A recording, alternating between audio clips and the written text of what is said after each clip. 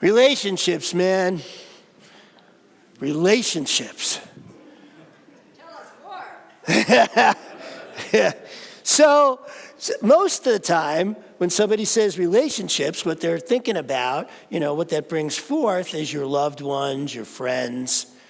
But in fact, there's all these other relationships going on all the time, right?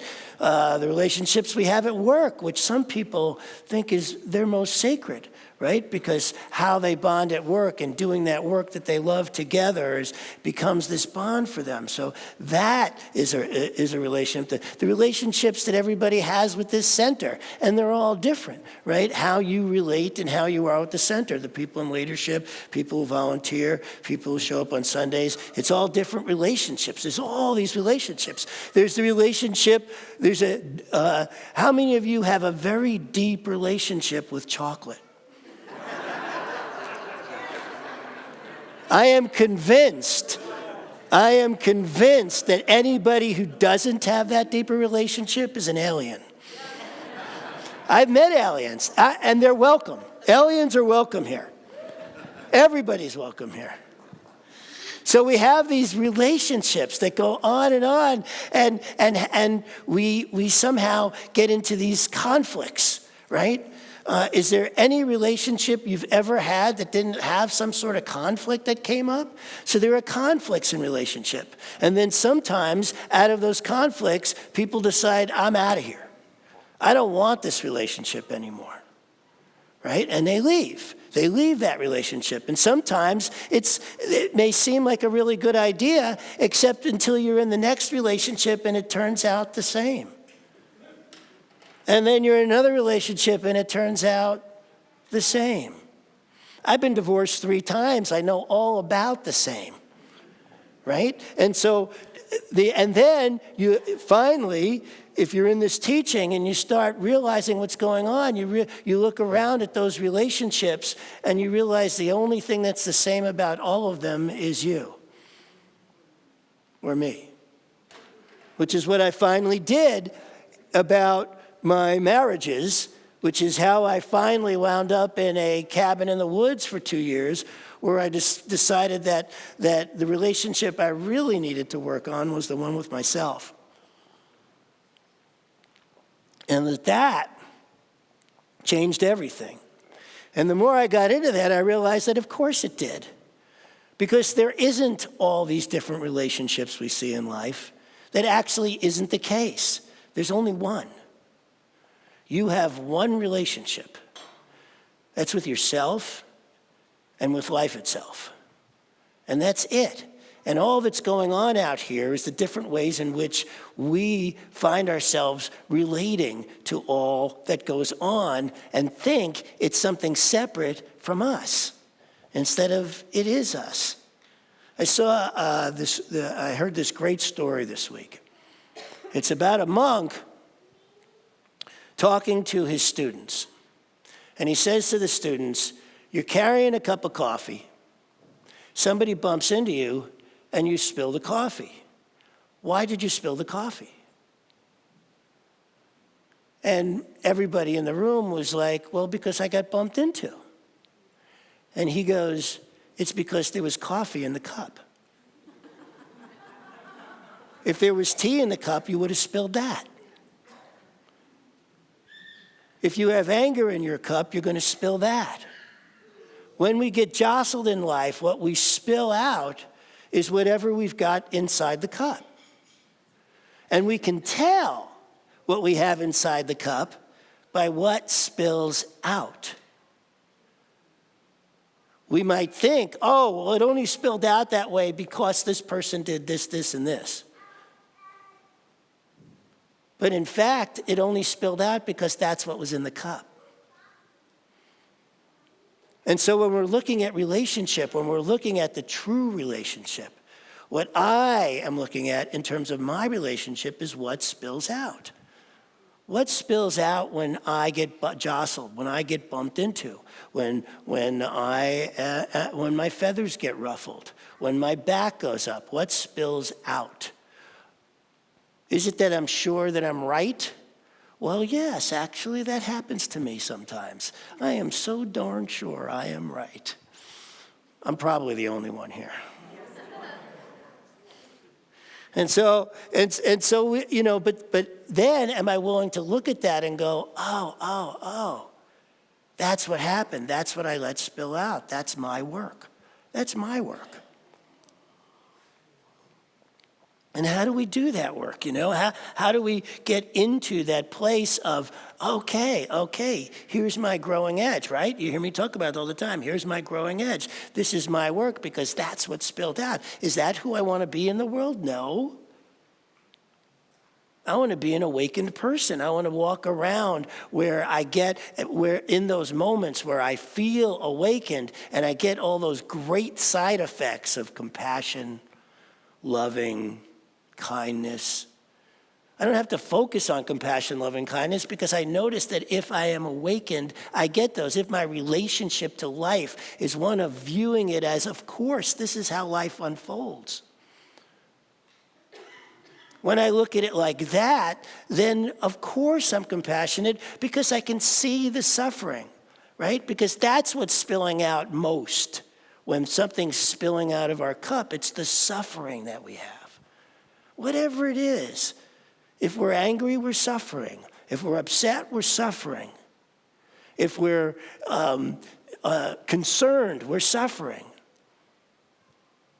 And so knowing that that's really what's spilling out of our cup, I look at that and I invite you to look at that.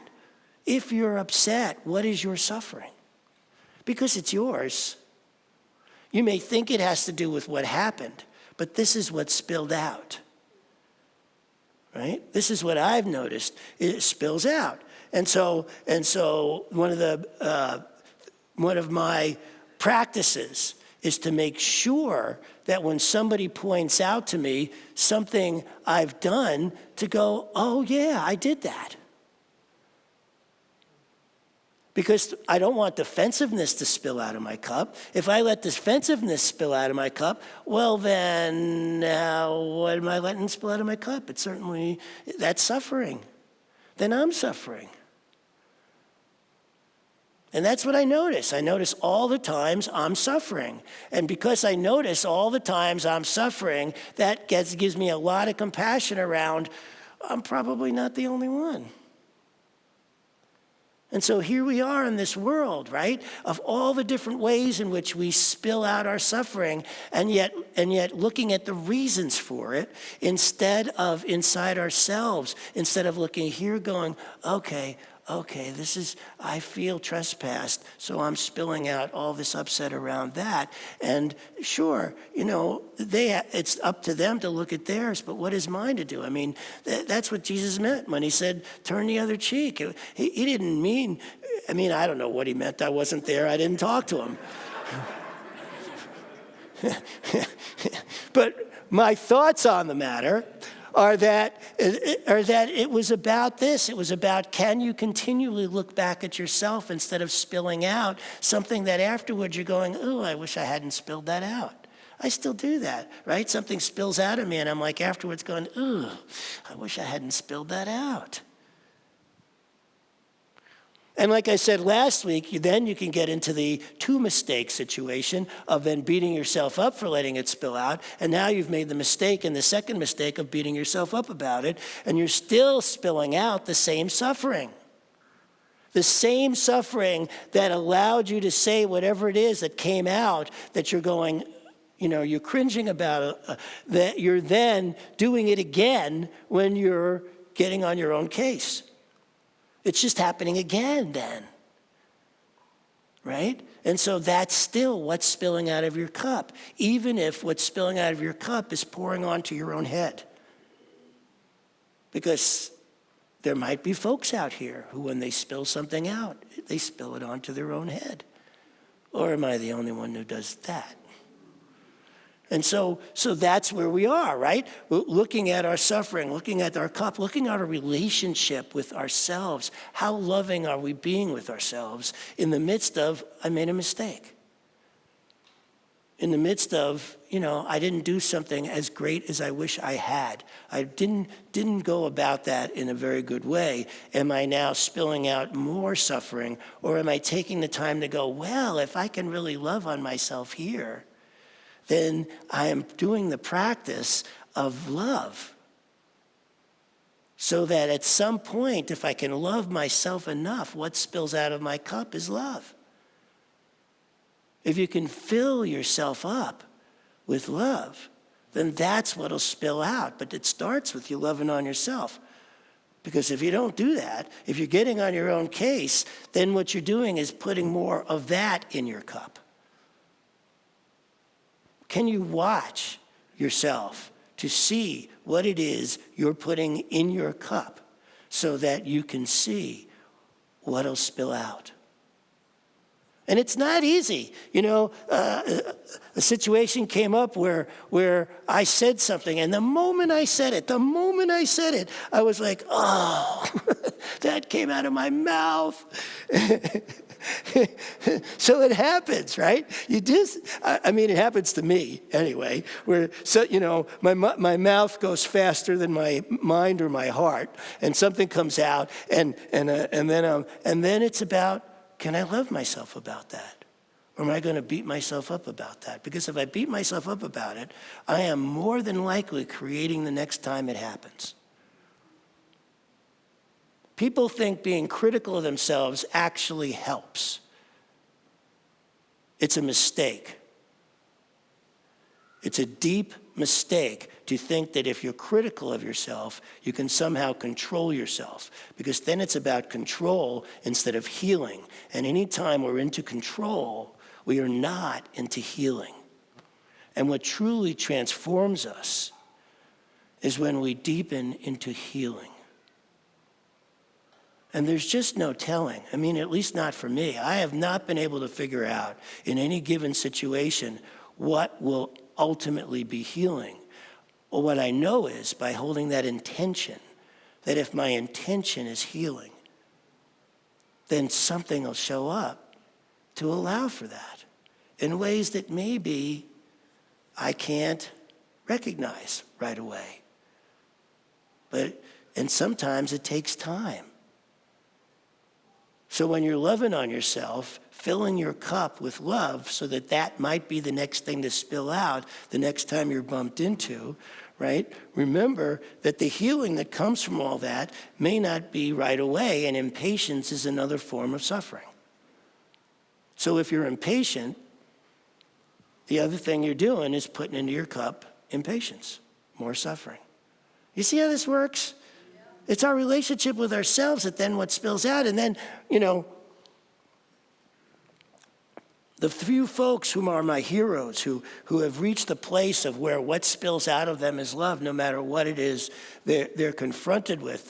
The people that I have read about, nobody I've actually met, but the people I've read about, who have reached that place, you can see that it changes the world around them.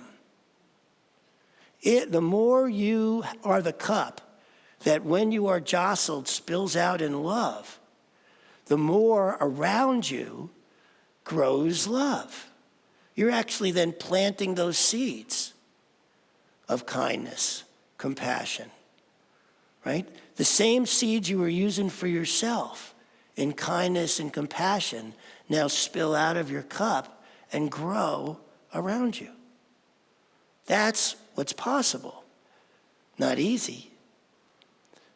The thing about this is it's so simple, right? When we're focused on when we start thinking about the complexity of all the relationships, then we're in our heads. Our hearts never feel complexity. Our hearts know the simplicity of this. It's what's in my cup. It's what spills over when I'm jostled. I'm going to get jostled. Right? If you think you can walk through life and not get jostled, well, then good luck with that. Right? But it's how we are with that, because life can throw us doozies. And many of you have had doozies thrown at you. Know what that feels like. It's not about complexity. It's about the simplicity of our hearts and what we bring. what spills out of us when life starts looking complex. I was thinking about the idea of being reasonable, right? You've heard me talk about this before. I am so not for it. And it isn't that unreasonable, is better. It's just I don't see the healing in reasonable, because the healing has to happen in our hearts. And I don't know anything about my heart that's reasonable. When my heart is moving me in directions my mind can never keep up. My mind can never keep up with what my heart wants to express. And that is a fascinating thing to me, because I'm a pretty intelligent guy who likes to think things through. Except I'm noticing more and more how it's getting in my way of being present in the moment and doing what my heart's calling me to do in that moment, in this moment. And that the more healing I am experiencing in myself, it's all through my willingness to stay in my heart and my willingness to not get stuck in my head. And so that's what we teach around here, how to be more with this. And we do it in the strangest of ways, since it's called science of mind, right? And so last week we had Certificate Sunday, where everybody who was here got up, who has been in a class, and I got reminded that one of the teachers I didn't invite up was Tammy. And afterwards I was like, oh my God, why didn't I invite up Tammy, right? What happened there? How did I, forget that? So I spent a few minutes beating myself up about it. And then I remembered, what did I want to put in my cup? Right? And so I said, okay, this happened. What I want to do now is make sure it doesn't happen again, because that's what we can do, right? When we make a mistake, we stand up, we go, okay, I made this mistake. Let me make sure I don't do it again, because I want to, what spills out of me, love. And so Tammy is this incredible teacher who is teaching this class on spiritual economics, and you'd be crazy not to be in it. Because this is the class that if you're hurting for cash or thinking or have any poverty consciousness at all, this is a way to support you in clearing it. And so the funny part about our classes is they're called Science of Mind. So they start out by giving you information. But if that information stays in your head, it will do nothing for you. Right? You need to work, and then it's the practice.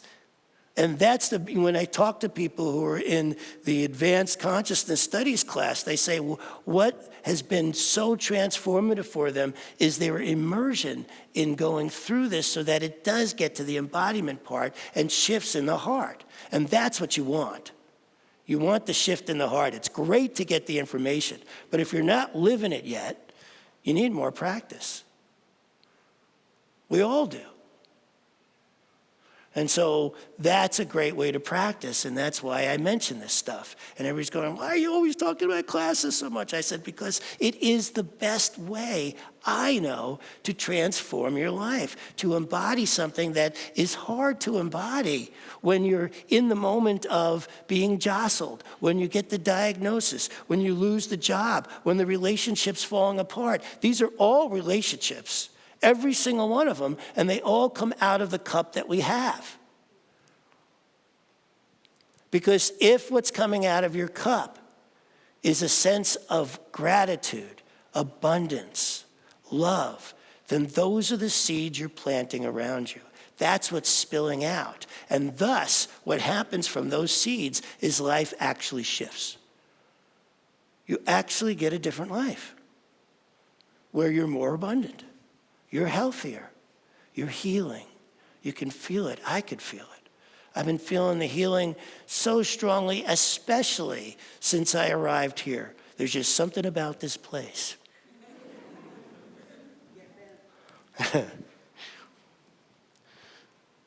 And healing, as far as I'm concerned, what this is all about is healing and freedom. Freedom from suffering, healing from suffering, so that we can be better people in the world, transforming lives to make the world a better place. I read that to you guys last week. I've been thinking a lot about something else I said last week, which is that conflict can shift from pathology to curriculum. It could actually be the learning that can grow us. So I personally have never feared conflict. But I don't know that I've ever approached it from a place of where's the healing here before, rather than I'm right, you're wrong, get out of my face. And in that, and so that comes out in me still a little. It's not like I've healed that completely, but I can feel the difference occurring in me. I can feel the shift of because of what I'm putting in my cup as to what's possible to come out, right? To be gentler. I am so much gentler. You guys have no idea how much gentler I am. My wife will tell you. And it isn't like I don't have a long way to go still. I'm just saying I'm very proud of how far I've come. So I know what's possible in terms of us becoming gentler, kinder, more compassionate people. Approaching whatever it is that's going on. People, I don't know how many people realize the relationship they have with Trump. Whether they like him or don't like him. The fact that you're thinking about him at all means you're in relationship. And what are you letting spill out of your cup when you're thinking about that? Or any politics that's going on in the world, or any war. What are you letting spill out of your cup if you're jostled by that? Because that's what will make the difference. This is what will make the difference in the world. When we can watch our cup. I was at a Vision Quest, and it was late at night, and I was support person. I was at the fire. And behind me, all of a sudden, two people start making a lot of noise and cracking up. And so I turned to look at them. And the shaman says to me, now you're not looking at the fire. And so that's the job. No matter what's going on, are we looking at our fire? Are we looking at where we need to grow in this? Are we looking at the circumstance going, I need to do something about that. I need to fix that. That's wrong. That's bad. If you do that, you're now not looking at your fire. And that's where your true power is. That's where all of our true power is when we're looking at our fire. Let's do that together. Thank you. I love you.